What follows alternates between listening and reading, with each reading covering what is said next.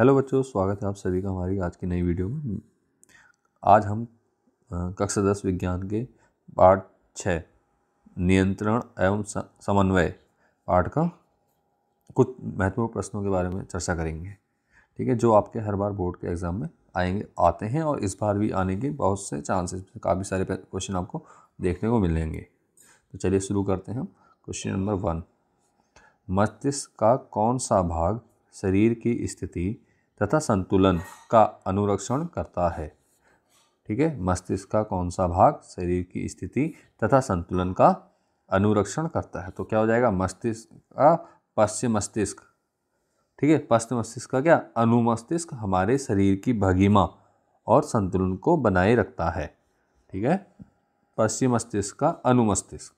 अनुमस्तिष्क क्या करता है? हमारे शरीर की भंगिमा तथा संतुलन को क्या करता है? बनाए रखता है।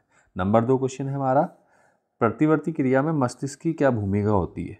ठीक है, प्रतिवर्ती क्रिया में मस्तिष्क की क्या भूमिका होती है? तो इसका उत्तर देखिए क्या है। मध्य मस्तिष्क सिर, गर्दन, धड़ और नेत्र की पेशियों के संकुचन, शिथिलन, नेत्र लेंस की फोकस दूरी में परिवर्तन आदि क्रियाओं को नियंत्रित करता है।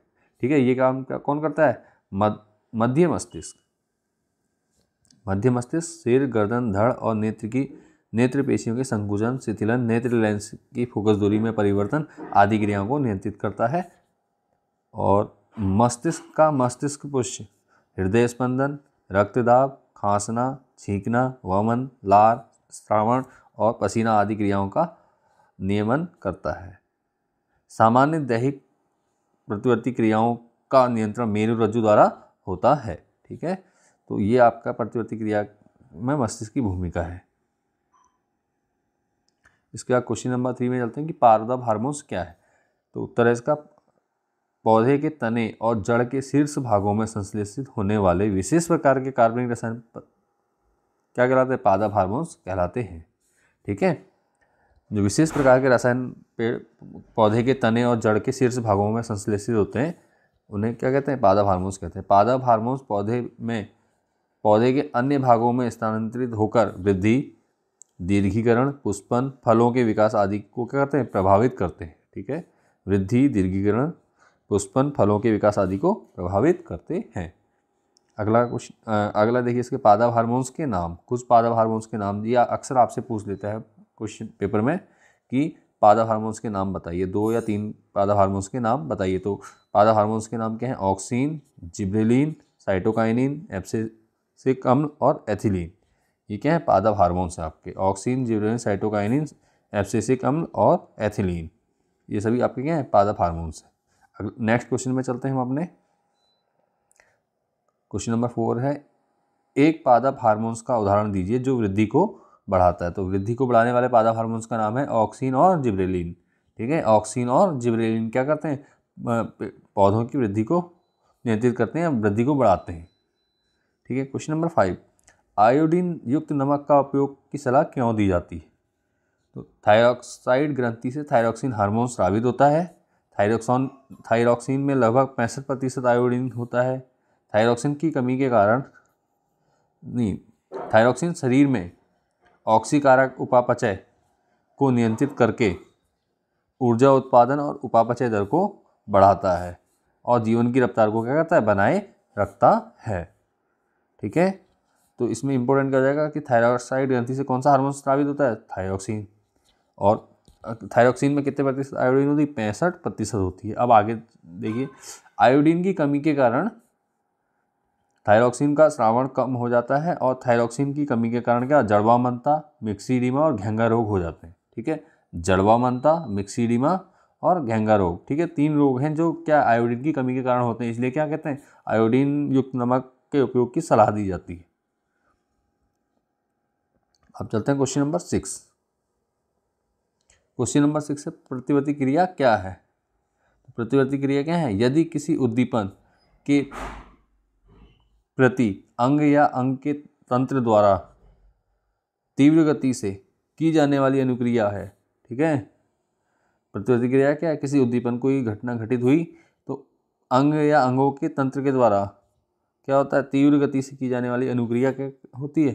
प्रतिवर्ती क्रिया कहलाती है। ठीक है, जिसमें मस्तिष्क का कोई भाग नहीं होता, जिसमें मस्तिष्क क्या करता है, भाग नहीं लेता है। इन क्रियाओं के संपन्न होने में मस्तिष्क भाग नहीं लेता है।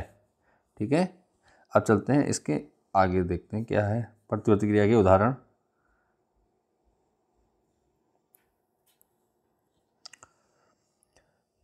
जैसे स्वादिष्ट भोजन देखते ही मुंह में लार आना, ये क्या है, प्रतिवर्ती क्रिया। कांटा चुभने पर पैर का तुरंत उठ जाना, ये भी एक प्रतिवर्ती क्रिया का उदाहरण है। नंबर 3, तेज प्रकाश में आँख की पुतली का सिकुड़ जाना और अंधेरे में उसका फैल जाना, ये भी आपका क्या है, प्रतिवर्ती क्रिया है। और अगला है छींकना और खांसना आदि, ये सब क्या क्रियाएं हैं, ये सब प्रतिवर्ती क्रियाएं हैं। इनमें मस्तिष्क भाग नहीं लेता, ये स्वतः ही हो जाती हैं। यह सभी क्रियाएं रीढ़ रज्जु द्वारा नियंत्रित होती हैं। ठीक है, रीढ़ रज्जु द्वारा नियंत्रित होती हैं और मस्तिष्क को निकाल देने पे भी क्या चलती रहती हैं। क्वेश्चन नंबर 7, पश्चिम